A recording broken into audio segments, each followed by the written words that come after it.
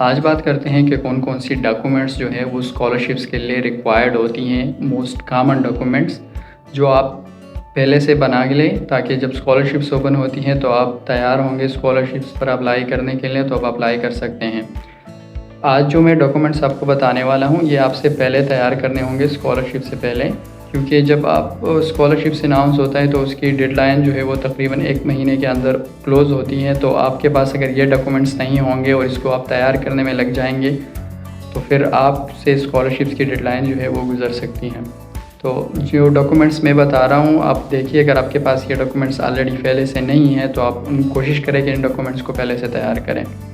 सबसे पहला जो डॉक्यूमेंट्स है वो है पासपोर्ट। पासपोर्ट जब भी आप बनाते हैं तो वो डॉक्यूमेंट्स आपको ये बताता है कि आपने बाहर जाना है। तो ये पहला इरादा है, जैसे तबलीगी भाई हज़रात कहते हैं कि इरादा कर लें। तो अगर इरादा आपने कर लिया है तो पासपोर्ट बना लें, क्योंकि मोस्टली स्कॉलरशिप्स के अंदर जब आप एप्लीकेशन फ़िल करते हैं तो वहाँ से आपको पासपोर्ट नंबर आपसे मांगा जाता है देने के लिए। तो सबसे पहली जो डॉक्यूमेंट्स है वो है पासपोर्ट, वो आप बना लें। दूसरी जो डॉक्यूमेंट्स आती हैं वो है CV। अब CV जो है ये एक अलग डिस्कशन इसके ऊपर होनी चाहिए कि यह किस तरह होनी चाहिए, लेकिन शॉर्ट में मैं ये बता दूं कि ये एक जॉब की CV होती हैं, वो स्कॉलरशिप्स में नहीं लगती हैं। आपको यहाँ पे एक अलग किस्म की CV बनानी पड़ती हैं। अब आप अगर यूरोपियन कंट्री पर अप्लाई करना चाहते हैं स्कॉलरशिप्स के लिए या यूनिवर्सिटीज़ के एडमिशन के लिए तो आपको चाहिए होगी भाई यूरोपास CV। बाकी चाइनीज़ स्कॉलरशिप्स के लिए अगर आप यूरोपास दे दें या बाकी जैसे अलग सी जो टेम्पलेट होती हैं अगर वो आप दे दें तो फिर वो भी चलेगी वहाँ पर। लेकिन यूरोपास CV मोस्टली रिकमेंडेड है, स्कॉलरशिप्स एप्लीकेंट जो है वो मोस्टली इसको यूज़ करते हैं। अब इस CV को आपने कैसे बनानी होती है, इसके दो ही रास्ते हैं। पहला रास्ता ये है कि आप जो है, मैं आपको ऊपर लिंक दे दूंगा, उस पर क्लिक करके आपको एक टेम्पलेट मिल जाएगा। उस टेम्पलेट के अंदर आप अपनी इन्फॉर्मेशन पुट करके आप CV बना लें। दूसरा रास्ता आपकी ये है कि यूरोपास का अपना ऑफिशियल वेबसाइट है, वहाँ पे गूगल में जाके यूरोपास CV सर्च करते हैं, वो आपका वेबसाइट आ जाएगा ऑफिशियल। तो उस वेबसाइट पे जाके आपने अपनी इन्फॉर्मेशन पुट करनी है और एंटर क्लिक करना है तो आपकी CV जो है वो बन जाएगी। लेकिन मोस्टली जो रिकमेंडेड CV है वो ऑलरेडी उसका लिंक मैंने डिस्क्रिप्शन में दिया है, वहाँ से आप इसको चेक कर सकते हैं। तीसरी जो सबसे इम्पॉर्टेंट चीज़ है वो है आपकी एजुकेशनल डॉक्यूमेंट्स। ये वो डॉक्यूमेंट्स होते हैं जो आपकी मैट्रिक FAC, आपकी अगर बैचलर आपने किया है तो मैट्रिक FAC एंड बैचलर, अगर आपने MPhil भी किया है तो matric FAC bachelor and MPhil की डिग्रीज़ जो है वो होनी चाहिए। लेकिन एक बात जहन में रखें, ये डॉक्यूमेंट्स जो हैं ये अटेस्टेड होनी चाहिए। तो अटेस्टेड जो है अटेस्टेशन आप कर सकते हैं, ये इसका एक अलग प्रोसीजर होता है। अटेस्टेशन के लिए आप जो है पहले बोर्ड जाना होगा, फिर उसके बाद IBCC दफ्तर जाना होगा, उसके बाद आपने हायर एजुकेशन कमीशन पाकिस्तान जाना होगा, उसके बाद आपने मिनिस्ट्री ऑफ फॉरेन अफेयर्स से इस चीज़ों को अटेस्ट करनी होती हैं। तो अटेस्टेशन के ऊपर मैं कोशिश करता हूँ कि एक नया वीडियो बनाऊँ, क्योंकि उसका प्रोसेस बहुत लेंथी है। यहाँ पे मैं कोशिश करता हूँ कि अपने टॉपिक तक स्पेसिफिक रहूँ।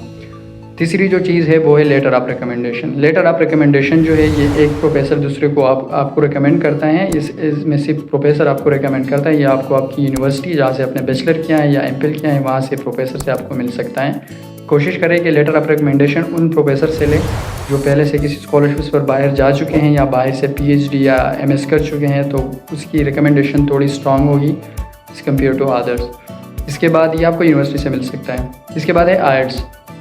अब जिन लोगों को IELTS का नहीं पता, IELTS और TOEFL बाहर मुल्क जाने के लिए आप इस्तेमाल कर सकते हैं when you are applying for study abroad. तो IELTS, TOEFL या PT ये तीनों इंटरचेंजेबल यूज़ होते हैं, इनमें जो भी आपके पास हो तो आप इस पर कर सकते हैं। अब IELTS इतना टफ़ तो नहीं होता, आप 1 महीने के अंदर इस पर मतलब तैयारी कर सकते हैं। इसके लिए मैं ऊपर इसकी डिटेल दे रहा हूँ कि IELTS एग्ज़ाम है क्या, कौन कौन सी मॉड्यूल्स इसमें होते हैं और इसके लिए आप आसानी से तैयारी कैसे कर सकते हैं उसकी डिटेल भी मैं कोशिश करता हूँ कि कहीं से कलेक्ट करके डिस्क्रिप्शन में दे दूँ। अगर आपके पास फ़िलहाल IELTS नहीं है तो आप इंग्लिश प्रोफिशिएंसी सर्टिफिकेट जहाँ से आपने बैचलर किया है वहाँ से यूनिवर्सिटी से आप ले सकते हैं। और यूनिवर्सिटी उस लेटर में लिखती हैं कि जो स्टूडेंट है इसने हमारे पास बैचलर पढ़ी है इंग्लिश में। तो यहाँ पे मोस्टली कंट्रीज़ के अंदर ये चीज़ आपको फिर एग्जाम्पशन दिया जाता है, आपको इसके लिए रिक्वायर्ड नहीं होता, फोर्स नहीं करते कि आप IELTS दे दें, ये भी आप इंटरचेंजेबली यूज़ कर सकते हैं। लेकिन IELTS एक ऐसा सर्टिफिकेट है जो 90% वर्ल्ड वाइड जो स्कॉलरशिप्स है उसमें ये मस्ट हैं, ये रिक्वायर्ड है, ये आपको देना होता है। तो अगर आपके पास IELTS नहीं है, इंग्लिश प्रोफिशिएंसी सर्टिफिकेट है, तो आप सिर्फ ओनली 10% अपॉर्चुनिटीज़ अवेल कर सकते हैं, बाकी आपसे चली जाएगी। इसके अलावा जो है मोटिवेशन लेटर होता है, और motivation letter statement of purpose या लेटर ऑफ इंटेंट, ये तीनों एक चीज़ है। सिर्फ इसके नाम इंटरचेंजेबली एक दूसरे से यूज़ होते हैं।